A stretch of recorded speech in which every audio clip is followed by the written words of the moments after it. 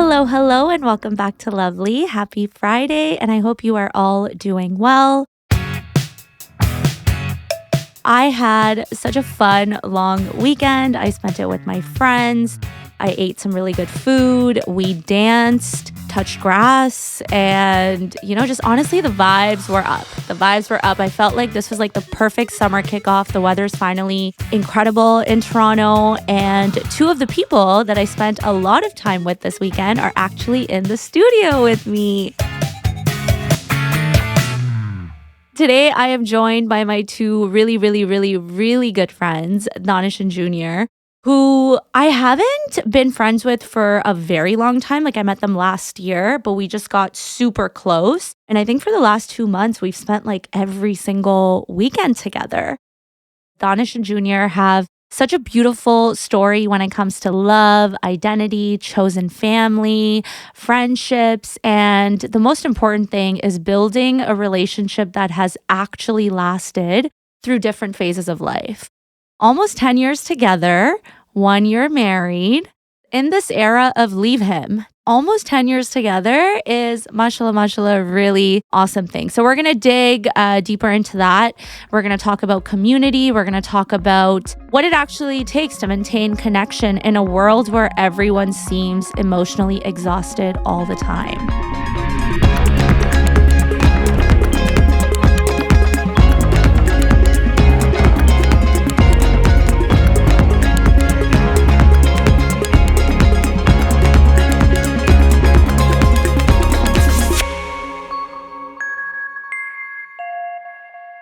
Danish, Junior, welcome to Lovely. How are we? We're good. Hi, Mac. My name is Danish. And I'm Junior. Oh my God, I'm so excited. How are we doing after the very hectic and fun weekend that we had? She was a lot. She was a lot. She was. But she was so fun. That was a lot of fun, for sure. But the legs are tired, the feet are tired, everything is tired. The brain is tired. Yeah. But the heart is alive. But the heart is alive. And I will say that the weather right now is spirits up. Yeah, spirits for up. sure. Okay, I want to hear, what were your first impressions when you met me? And I'll tell you yours. We were at the party for Kamal's birthday. I think I met you first, and our friend Arslan introduced both of us. He's Pakistani, Mahak's Pakistani, I'm Pakistani. So he was like, you're going to be best friends. Sisters. And yeah, Mahak had like the most energetic energy when we first met her. And she was like so loving. She's like, hi, how are you? Kind, asking all these questions. And right away I was like, oh, like this person cares. And I was like, okay, let me introduce my husband. And I like brought Junior over. And then I think you said hello as well. I knew when we met, it was game over. I knew. It was like over. that instant spark and connection. I feel the same way. Like, it was so brief, but obviously Pakistani to Pakistani, and you don't meet them. A lot of cool Pakistanis in the city. So you're like, okay, sure. You're coming home with me. Exactly. And then Junior's like, no, ma'am. I also think in a hectic party where there's so many people, we were just able to still have a conversation and connect, which was crazy. Yeah, there's something to be said about being in the moment. It sort of was just everyone was very present. We were having an actual conversation that was meaningful. My first impressions, you guys already know, but I think from the get-go, I just knew that you would fit into the group really well, and you have. And we also have a lot of similar interests and hobbies and how we kind of just have our outlook on life. And I feel like a lot of that has to do with how we were raised, right? So let's get into my favorite question that I love to ask everyone on the pod. What is your connection to immigrant identity?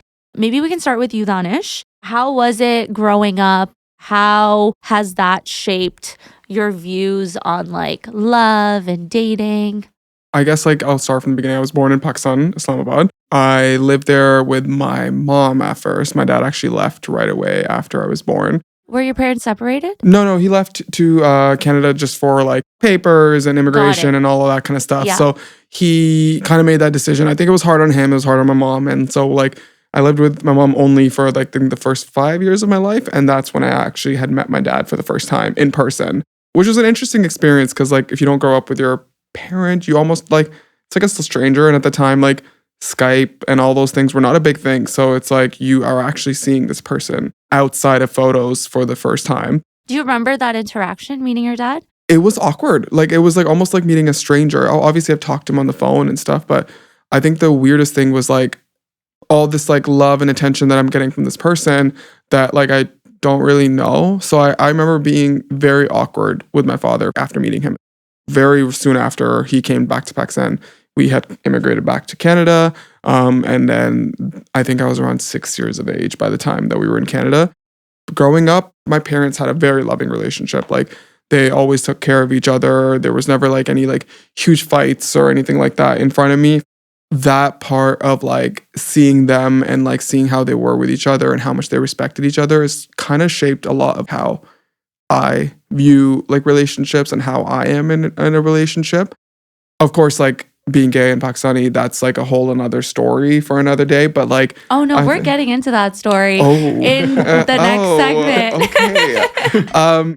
So like growing up, like I think seeing my parents in a relationship was a good, almost like seeing like mentors like doing it. And it's like, that's how I feel like when me and Junior are talking and stuff, I always try to emulate that because my parents did a good job of showing me that part of like a relationship.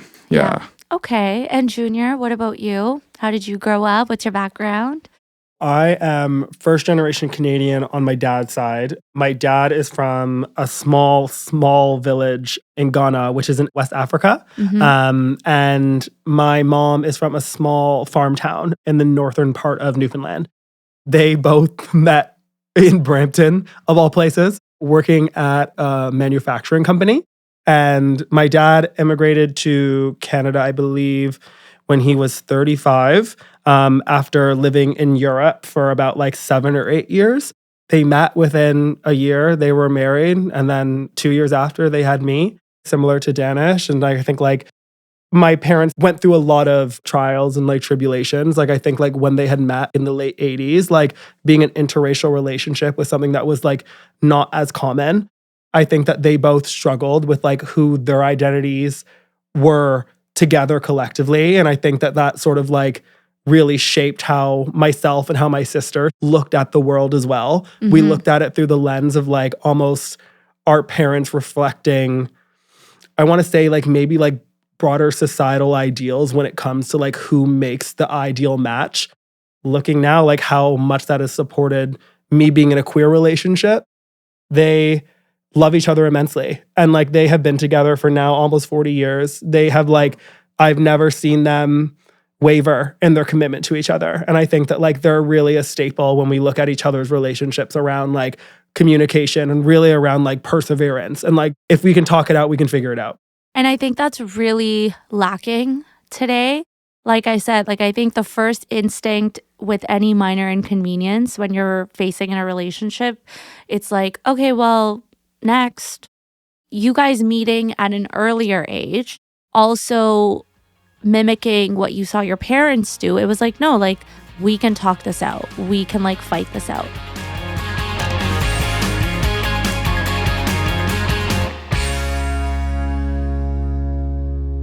Speaking of this beautiful relationship that you two have, I love the story of like how you guys got together. Who wants to say how you guys met? So basically where it all started was I had a little bit of a friend group when I first started hanging out in the gay village and the gay scene in Toronto. And the friend group was super sweet. They introduced me to a lot of their friends. And we were all planning to go to Osheaga Music Festival. The summer of 2017 was a music festival. So we had planned a road trip, took it down all the way, like we drove down all the way to Montreal. On the first day of the festival, there was this group of girls that like approached us at the festival. And they were like obsessed with like our group and wanted to like hang out. And they were like, oh my God, you guys are so fun. We need to hang out. And one of the girls, her name Harriet, shout out to Harriet because she was the one that like first approached me and was like, oh my God, I love you, your energy and all of the stuff. And she's like, well, I have a gay brother and you're single and you guys would be perfect together. And me, I think I was like 20 years age at that time. And I was like, oh, okay, cool. And I was just like not really like in the state of like looking for a relationship at that time. Brushed it off and I was like, cool, I'll meet him when we get back. I did not know that this friendship with Harriet was actually going to continue longer than Osheaga, because sometimes you meet people at like music festivals. Yeah, and then you don't see them again. Never see them again, so you're right? Like, yeah. Okay, this girl, I met her. It's not gonna end. Exactly, Yeah. but she stuck around, and once she came back, she was also from Toronto. Did not live far away from us, so we kind of hung out a couple more times, and she started showing me pictures of Junior and like showed me his Instagram, and then she was like, he was living in the UK at the time, so I was like, okay. I still don't see how this is going to work out because I don't see myself moving to UK right now. Yeah. So like, I don't know how we're supposed to ever meet. I think I followed him on Instagram. Now, this is where it gets funny because I followed him on Instagram and he did not follow back. Why did you not follow him back? Yeah. Okay, so I guess this is my part of the story. So I guess I was 23 at the time because, I was about to turn 24. And Danish was how old? 20. 20. We're both in our early 20s. I was living in the UK for work. I had moved there abroad and I was living there for about 2 years. This happened sort of halfway through. And I remember the night distinctly. There was a huge time difference, right? So she's starting her day at Osheaga. I'm going to bed in London. Yeah. She gives me a call. She's like, hey, I met the perfect guy for you. I was like, yes, and. And do you trust your sister's judgment on I met the perfect guy for you? Absolutely not. Absolutely not. Okay. She did not have a good track record of putting people together at the You know time. she's gonna hear this, right? Oh, yeah. Oh, Yeah, okay. yeah. I also think it's like a common experience, like a lot between gay men in particular, where like Right. people are like, "Oh, you're both You're gay, perfect boom, together, you're a yeah. perfect Yeah. match." But like prior to Danish, I had never really been in a serious relationship, Okay. so there was not really a blueprint of like who would be the perfect guy for me, Right. or who I would match with. Right. So I sort of didn't know what her criteria or her basis was. She called me. I was like, "Okay, like why don't you send me his Instagram?" Saw his Instagram. I can confirm I also agreed, yes, he's very attractive and he's very good looking. Okay. However, I had no intention of moving back. I wanted to stay in Ireland. I wanted to actually live long term in Europe. However, Harriet kept talking about this person. A few months later, I actually got really, really homesick. This is towards the end of my visa, and I had the opportunity to renew or extend it and go to another country. Yeah. So I sort of was like contemplating what was going to be my next move. I was ready to like plant roots, I think. And interestingly enough, like I flew back that Halloween and I met Danish that weekend after. And how And was it? it was, I got off that airplane and the first thing my sister said was like, "Hey, you're here now. You need to meet him." So yeah, Yeah. She planned everything. We went to our friend's place. Yeah, it was interesting because I came over to my friend's place and he was like, well, we should go out. And I was like, oh, yeah, sure. You know what? Finally, let's go for drinks, do something. And then he was like, oh, let's invite Harriet as well. Harriet brought Junior. Yeah, Harriet asked us, she's like, can I bring my brother? And we're like, whoa, he's here. Were you stressing? Were you I like, ran oh to my God. Zara to buy a new outfit because I wasn't like prepared to like go out. It's like a first date. Exactly. So Yeah. I went and got like a new outfit from Zara at the time and I was like getting all prepped and stuff. And then you guys came over around like 8, 9, I think, or something like that for like pre-drinks. So I was trying to be like cute and I was trying to ignore him at first. And like not Playing hard ignore. to- well, he yeah. also didn't follow you on Exactly. Instagram. So, and I Goodbye. actually unfollowed him after because I was like, oh, well, he's not into me. Yeah. I remember I was wearing my green puffer jacket because it was winter. I see Danish walk in and I look at one of our friends in the room and and he looks at me at the same time and I just give him like a thumbs up. And I was To like, who, Danish? no, to our friend. oh, and I like, was I'm like, into oh, it? I'm into him. Right. And he comes up to me and the first thing that I say to you is like, so what's your story? I'm pretty shy at first, like meeting You are. meeting anyone really. But then you're a chatty Cathy. Okay. But yeah, no, I Like, literally, shut up. yeah, I was just like trying to play like a little hard to get, but he like kept pulling me in for questions. I was like, okay, so he is into me, obviously. He's asking Yeah. me so many questions about myself. And then we had a couple drinks at my friend's place. My friend was also like facilitating a little bit because he could like see that there was a little bit of like sparks there. And then we went out to a club, Fly at the time in Toronto. I know. I've been to Fly. Yeah. Yeah. That was like one of the Okay, so you guys went to Fly, dance. dance together. And that's also where our first kiss happened as well. Cute. Yeah. And it's interestingly enough, that was the day of daylight savings. Oh, yeah. Oh, so you got an extra hour We got an of extra being hour, with each yeah. other. Yeah. So we're like, it almost felt like our first night was endless. Did you guys see each other? How quickly did you see each other after your first date? The next morning, And then you never like got with anyone else. Yeah, I think literally deleted the apps like one weekend later or something like that. Yeah. It was like, well, the next morning I was like, what should I do? I was with my friend. I slept over at my friend's place, and he had already gone home with his sister. And I was like, what do I do? And they're like, what do you want to do? And I was like, well, I want to see him again. Yeah. And I'm not even kidding. While we're having this conversation, he texts me. And he's like, what are you doing today? I know you're, because it was like, I think it was like a Sunday or something. So he knows I'm off. So he's like, we should do something together. Because I'm on the other end of the city freaking out, asking myself the same question to my sister and her girlfriend at the time. Just, what should I do? Like, I think we hit it off. Like, do I like play it cool? We all sat in a room for like an hour and we figured out, we're like, okay, this is the plan. Yeah. Like, reach out and like, take him on a date, show him a little bit of you. So cute. No, mashallah, I'm so happy that like it was fate. Like you guys were meant to meet. I wasn't even sure if that was like the time in my life that I was going to be looking for a relationship because so much was changing.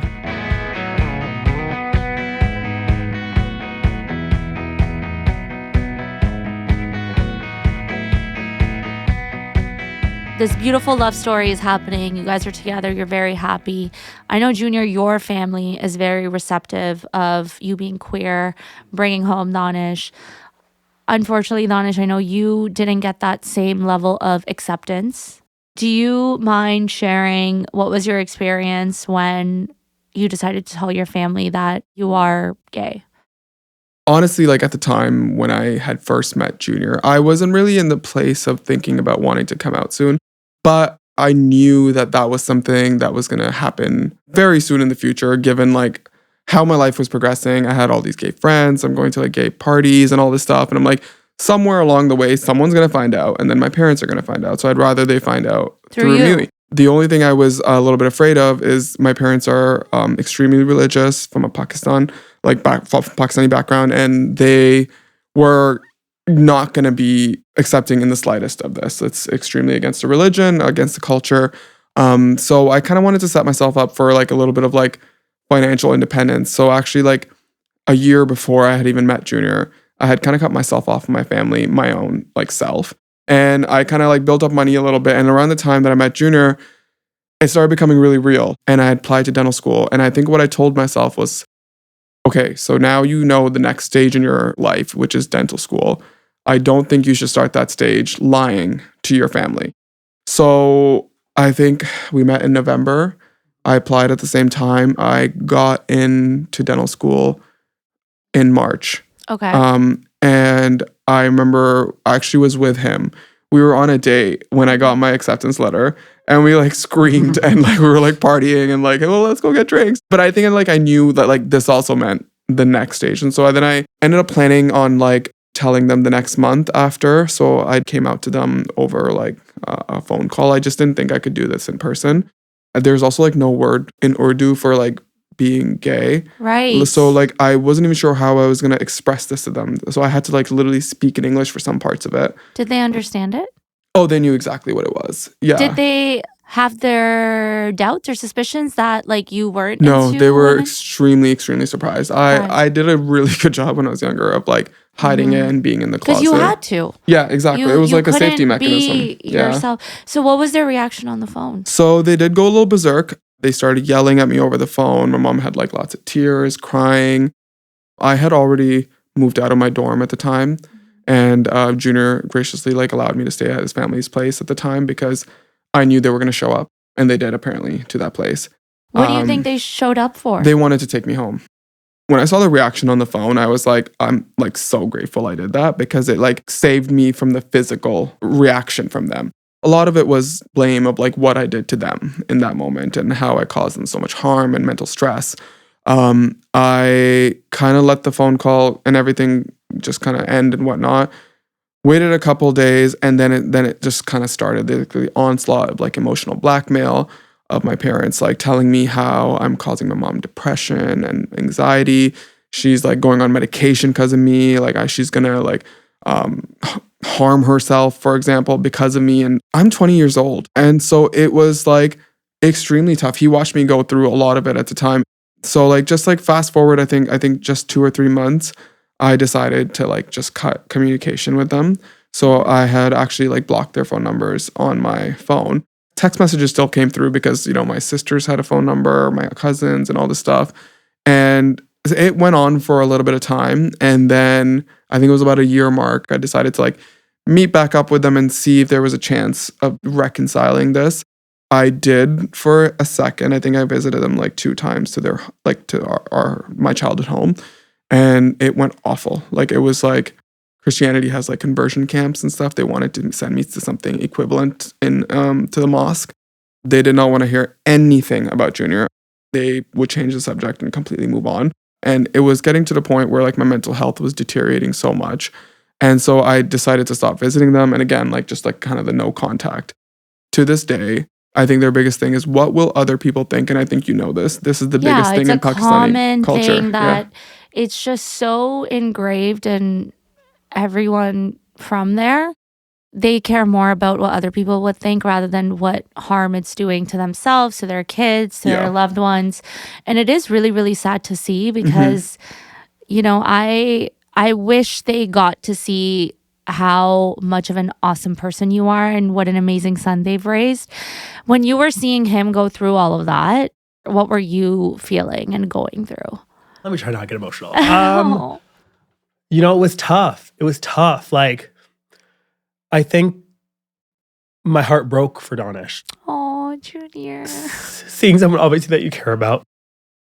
It's rough. It's like I saw the impact that it had. And it's so crazy because there was such a juxtaposition with like one of the things that's supposed to be the happiest moments of his life, like this huge achievement and getting into school, which is something that he worked and strided so hard to do. But in the same time, like dealing with such an immense pressure. And it was like 2 sides of a completely, like it was just so opposite. Yeah. And I'm like, you should be enjoying yourself. But like there's so much burden and so much stress put on you that like I feel like you can't be that right now. You can't live that right now. I was super fortunate that like my coming out was the complete opposite of Danish. Like I had the one African father who like was completely open and accepting and liberal. And like they accepted Danish into our home like without hesitation. They understood what was going on with him. And I think that like really my job or like my role in his coming out was just to be there for him in any way. And like, we didn't know, this is uncharted waters for both of us, like there's so much cultural nuance that I don't understand being outside of his culture. And like, I am coming from my own experience and it is not necessarily how he was raised or like his identity. So like, it was a lot of learning. I think that like, he handled it the absolute like champ. Like he handled it the way that it needed to be handled. And I'm very, very proud of him. Yeah, and I mean, I'm giving you your flowers, but I also think that you had such a good support system. Oh my God, I don't think I could have done it without Junior, especially, but also his family. Family, of course. They supported me so much in the starting, like let me live at their place. His mom is the type of person that like true empath. Like she feels for you. She like cried for me at the time because I see. Yeah, she couldn't like fathom that a mom couldn't overlook such a simple thing for their child. That was quite a hectic little time, but it's a work in progress. Like it's been years now. There has been lots of back and forth and threats from the family and like really awful phone calls and messages and whatnot. And I'm now, I think, 9 years out and have yet to talk to my parents. I've just recently, which is amazing, have been in touch with my sister, who's a lot older now, and she was like a baby at the time. She had no idea what was happening. So now I'm like reconnecting with only my sister. With my parents, it has yet to see.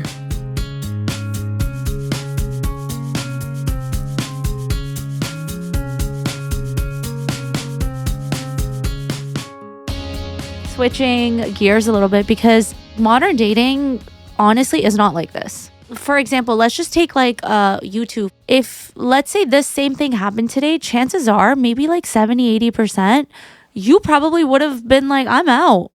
You deal with it yourself. And I was kind of thinking, why don't people inconvenience themselves anymore? Everything is so optimized. Everyone has a routine. Everyone is doing the same thing. So I was thinking about it and I was searching along these lines and I saw a Reddit thread that like kind of stopped me. And the title of the thread was, "Are humans experiencing zoochosis?" And let me explain what zoochosis means. So zoochosis refers to abnormal, repetitive, and functionless behaviors known as stereotypes exhibited by wild animals held in captivity. So they're pacing, they're swaying, the self-mutilation, and it indicates severe psychological distress and poor welfare caused by sensory deprivation, confined spaces, and an inability to perform natural behaviors. So I was thinking it's so true because humans, we spend most of our lives in boxes and classrooms and office and bedrooms, stuck in routines that don't feel meaningful. You wake up, log into work, you finish work, you eat. What are your thoughts? I think that, like for Danish and I in particular, like there were a lot of things that sort of lined up in our favor in the sense that we were both very young. We both met in our 20s where those habits actually were just starting to form. So that concept of like, oh, this is my day-to-day, this is my routine, this is what I need to do for XYZ, we were sort of shaping those realities for ourselves. So that sort of happened, I would say, together. I think that like we also weren't in the age of social media to the extent that it is now. I don't think Instagram even had videos. There was no stories. There weren't stories when Yeah. we met. At the time, yeah. There was only a photo and, like a comment on a photo. And there's this lack of community. You no longer reach out to your friend to be like, hey, how are you doing? What's going on in your life? You see that they are in Amsterdam and you're like, oh, she's good. Yeah. She's in Amsterdam. She's doing this. I also miss people knocking on my door. No one knocks Oh my on doors God. anymore. Yeah. Like, Yeah. why? Like, I hate that. Yeah. Now, if someone knocks on my door, I don't think like, oh, a visitor is knocking. I'm like, oh my God, something terrible has happened. Yes. Yeah. I can I share a hot take? Yeah. Real quick? I think that social media has really expedited the process of finding self-identity. I think that we are now in an age where, your reality is reflected online. So really you're being pushed and prompted to say, hey, this is who I am. This is how I want to be perceived. And it makes it that much harder to find connection and community when you don't fit that self-image of yourself. And I think that we see this regularly. I think we see people, well, they're in a different crowd than I am. They like different things than I do. Our music tastes are completely misaligned. And like we form these huge opinions based off these tiny microscopic things that we've like subscribed to our identities. College is a great example. College, you're figuring it out. Absolutely. Every test, every like friendship, every conversation is something that's going to shape your identity. So we're all on the ride together. And I think that like people are having a really hard time figuring out with the age of social media, like, how do I get there? A lot of the times it's like using tools like social media to try and reflect your own reality. I think that's so interesting. And you're right, because the people right now that are currently like the part of modern dating, they didn't go to college because they had to be home and teach themselves through college because COVID happened. So the algorithm was curating their personality. It was like, go here, drink this, eat this, do this trend. You're right. So like, okay. So you guys, I feel like can speak to this because you guys have a healthy relationship, mashallah. What do you think people need to do more when it comes to dating right now? Like what are healthier habits and practices they need to do to see like different results? I think one thing I will say, and I think something you mentioned earlier as well, about inconveniencing yourself. And this applies to friendships as well, I think, like new friendships. But it's like the saying that like you need to be a villager to have a village. And it's one of those things that I think as we are getting into like the modern society, we have lost. Nobody will inconvenience themselves for anyone else. It's all about me. Like, what do I want? It's like, I don't want to go to my friend's baby. This is a random example. I don't want to go to my friend's baby shower because I'm tired. That friend's baby shower is a huge deal in her life. You should go to it and show that you love this person. I'm not saying you have to do everything, but there are certain instances in life where you have to show up for your friend or your partner because you love them. I want to make it more like personally tied to you. So there's this trend on TikTok, which like a girlfriend and boyfriend do or a couple does.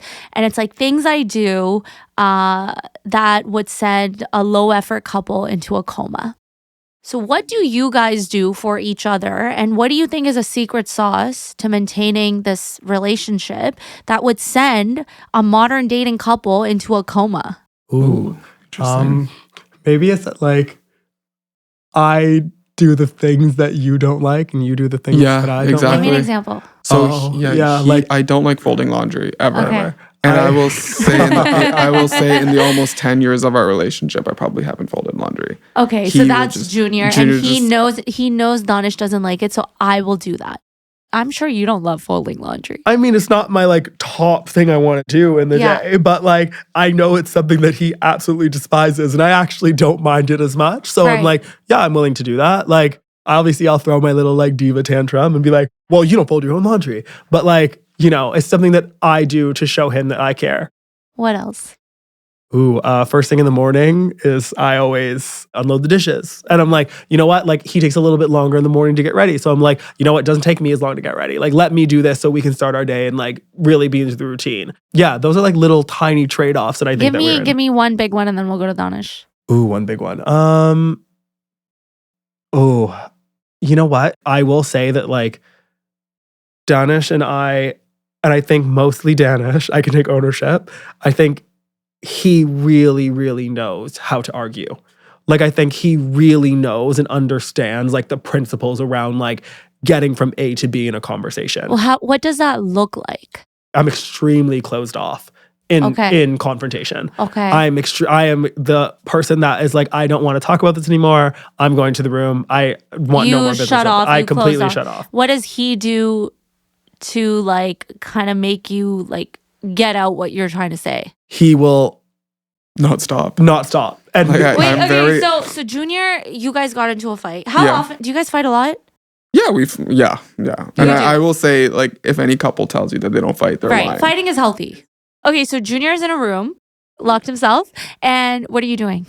I get very uncomfortable. I do not like silence, especially after confrontation. Like, I cannot handle not talking about it. So are you going in the room and trying to talk to him? Yeah, absolutely. Like, and like, I can take a hint if he really, really wants some space, but like most of the time, he's the type of person that if you nudge him, if you push him to talk about it, he will talk about it. But he will not be the person to start the conversation. I was just going to say that because let's say you're doing couples counseling and you're having a lot of fights and the therapist will be like, listen, sometimes people are avoidant, sometimes people are anxious. So when the avoidant people they don't want to talk, they need just some time to gather their thoughts. But I'm not a therapist, but I think I'm diagnosing that you're not avoiding, you're just a diva. Babe, what's wrong? Babe, talk to me. And Danish does that for you, and he doesn't have ego around that. Yeah. Yes, very much so. Yeah. Okay. Yeah, I'll give him some time. Like, it's not like an instant. Obviously, it's a heated, argument and whatnot. So I'll give him an hour or whatever, and then I'll go upstairs and be like, let's talk about this. So usually we'll talk about it, and then we've never had a fight where we couldn't reach like common ground. I was gonna ask, have you guys ever gone to therapy, like couples therapy? No, never. No, never gone to couples therapy. We both do individual therapy. Yeah, okay. for sure. I think that we have like our own gaps and our own blind spots. And like this is something that I've talked openly in therapy about, being like avoidant and like sort of, that piece around like really asking for what you need in confrontation. Like I think I've been trying to make a lot more of an effort. And like I know that we're talking and we're like sharing all these like amazing, like awesome stories and it's like so romanticized, but like we get it wrong so much. Like we have gone through eras and journeys and like there were times when like we would bicker like every day. And there's been times when we haven't bickered for like a year. We're like, oh, this is great. Like we're constantly learning and trying to adapt based on the situation that we're in, And I think that like through therapy, I found that asking for what you need and being so in communication around what your needs are, not only for me, but for what he wants as well, has been like the biggest game changer around like how we can quickly come to some kind of resolve in any confrontation. Is there something that you may have not survived early in your relationship, but you would survive now? I think after dental school, and this was like probably 4 or 5 years into our relationship, I wanted to move up north for work to Sault Ste. Marie. And we had a little talk about it at the time. We knew it was going to be hard on us. Didn't realize how hard, like, it was going to be like on us to be away from family and to be away from friends. And we had quite a few fights in Sault Ste. Marie. I kind of like brought him along with me, and I'm like lowering his life standard by like bringing him here because he was like working from home. He had no one to talk to. Those were some big conversations. It's like, hey, you brought me out here. Yeah. Why are you doing this to me? And it's also not that common to like completely shift your life very early on in the relationship. Exactly. So I think if that had happened early in the relationship, that's something that probably, how do you justify like, hey, I've only known this person for like 8 months, but I'm going to move across the province for them. Yeah, but I think in the same breath, like to me, I didn't look at that as a compromise. I looked at that as a sacrifice to move forward in our relationship. Yeah. That's the thing. I think if it was a first year relationship, would you be willing to do that sacrifice? I don't think that you can get to a point of sacrifice without being in that place of a relationship. Yeah, I don't think you would have considered it a sacrifice for the relationship. I would have thought you were crazy. Yeah.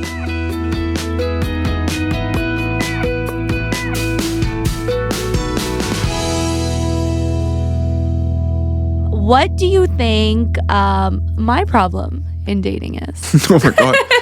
So do we have another segment?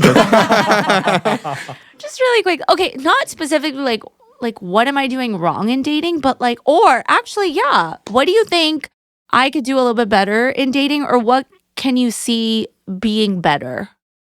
You know, I think your biggest hurdle is like really allowing the person that you're involved with to, you know, show who they really are before jumping to a conclusion. You are so open and so receptive to, like, we're such a great example. We met and we hit it off like right away. Yeah. Like you saw us for who we are. We saw you for who you are, like almost immediately. And I think that like, if you can extend that kind of framework to, you know, someone that you're interested in, someone that you're dating, I think that, you know, it sort of takes away like what that ideal image is supposed to be. It's not that you're not doing it. I think that, you know, like, that's just the area of opportunity that I see. But to be fair, like a lot of the problems we were talking about earlier in modern relationships is applying to you. Not that you're doing it, but it's just the society as a whole is doing it to you. I watched Off Campus and I was like craving romance and yearning. So I downloaded Hinge yesterday. How did that go? My top 5 pet peeves. Let me rapid fire really quick. No one is mesmerizing on apps anymore. I have not stopped and stared at my screen for a single second, okay? And when I say mesmerizing, I mean the full package. I mean someone attractive, someone that is in my age range, someone that is in my kilometers, someone that has a good job, all of those things. Second, they match and they don't speak. You like Pokemon? Well, they're not collecting Pokemon cards. Like, why are you doing that? Like, say something when you match. They want to be pen pals. You've talked to me for 5 business days. You haven't asked my availability. Where's the date? They just get like, no one knows how to flirt anymore. Their first question is, what's your background? My background? Like, that's the opener. So it's like, yeah, I guess it could come off as like I'm being rigid, but it's like, are these not all things that you would don't agree with me? No, I do think those things come more naturally when you're in person though. Like, and I think it's really hard to not to have a personality on an app. It's like hard to portray your personality on an app. But it's also really hard to meet people in person. What kind of person do you think would actually work for me? Like, what kind of person do you see me dating? I think you need someone who, you know what? I think you just need someone who finds you like hilarious. Like, I just think that like, I think you're so funny. And I think that you light up a room and you really want to be with someone who highlights that. You never want to be with someone who takes that, who is jealous of that. You know? Agreed. I'm going to say he's a 10, but he does this. So you have to tell me immediately what number he is. We have to say the number at the same time. Okay. Right. Okay? He's a 10, but he claps when the plane lands. 5. 1. 5. What? I hate it. Really? I hate it with a passion. It's so weird to me. What's yours? 5. 5. Yeah. Okay. He's a 10, but he only listens to Joe Rogan. 0. 3. Okay. Got it. Manosphere. Got it. Yes. Actually, it should have been 1. You're right. You're a tough critic. Okay, this one, he's a 10, but he doesn't flush after peeing. 3, 2, 1, 2. 6. Okay. You can live with that? You know what? Like, Disgusting. okay, but you know what? At the same time, like, let's save our hydro bill. Right. You know what I mean? Like, But also, Okay. let's be hygienic. Yeah. Okay, he's a 10, but he has never yearned a day in his life. 3, 2, 1, 0. 0. 6? Okay. I'm like, how would you ever know that though? Like that he's never He's just yearned- not yearning for you. Oh, like yearning for me. Yes. I thought you meant like just like for anyone. Okay. No. Sure. Why would I care? You're yearning to flush the toilet.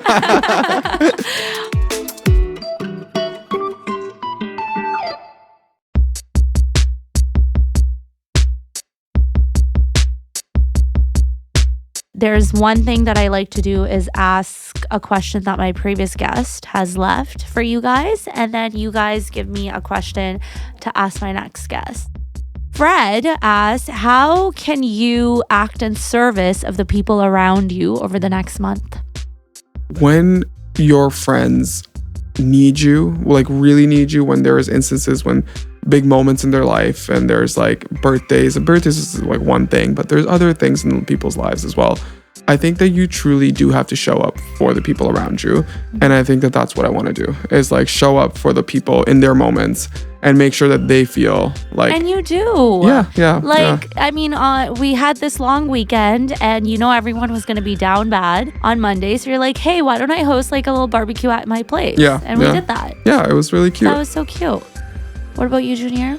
My theme of the year is boundaries, actually. Ooh. And it's not my boundaries. It's really understanding the people and community around me and their boundaries. Okay. I want to know when like something's not too much. I want to know when something's too far.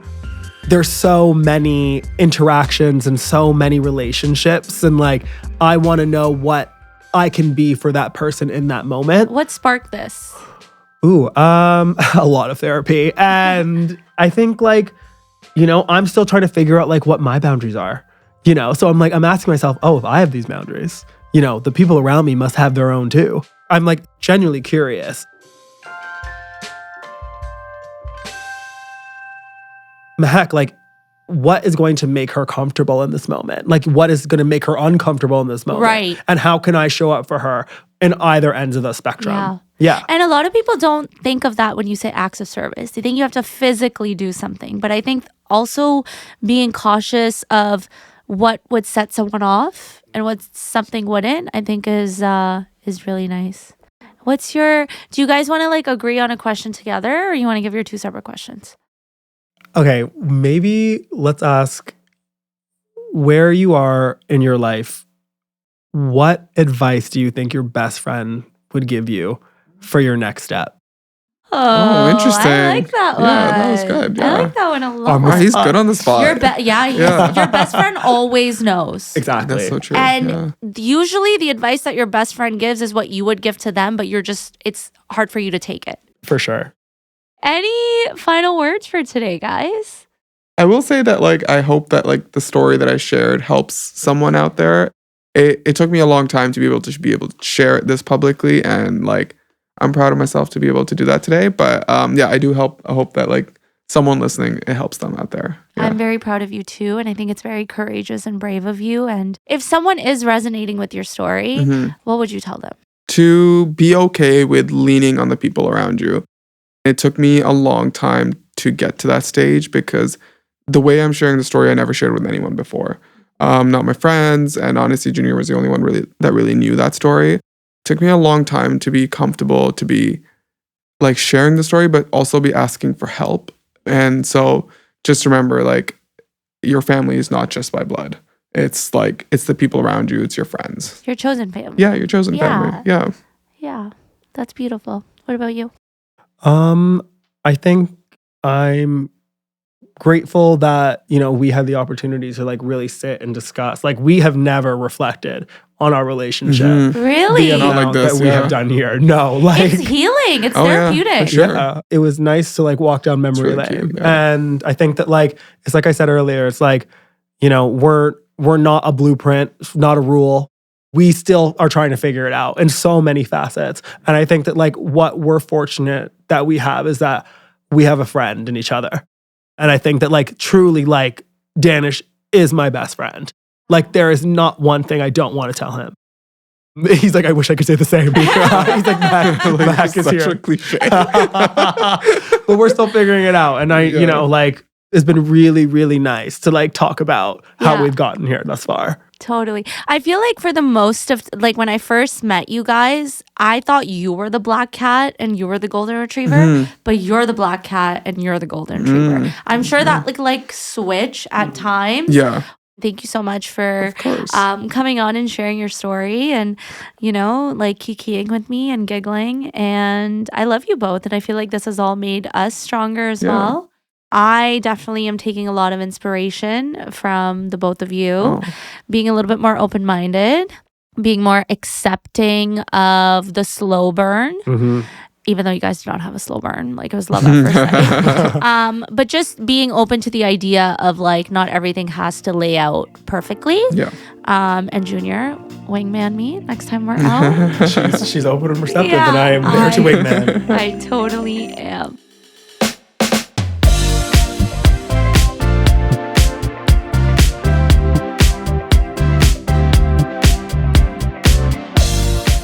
Okay, and I think that is the episode today. I feel like this conversation is such a good reminder that, you know, dating and relationships are never just about dating. They start with a friendship. It's also your upbringing, your culture, your family dynamics, your faith, your fears. And I think all of it mixed together, just trying to coexist with another person. I also really love how honest and brave you both were and how layered this conversation was. And as always, if something in this episode really resonated with you, send it to a friend, send me a DM. Thank you so much for listening to Lovely. I hope wherever you are right now, you are romanticizing your life a little bit and remembering that the right relationships will never require you to abandon yourself to keep them. And I will see you guys next week, as always, for more Lovely.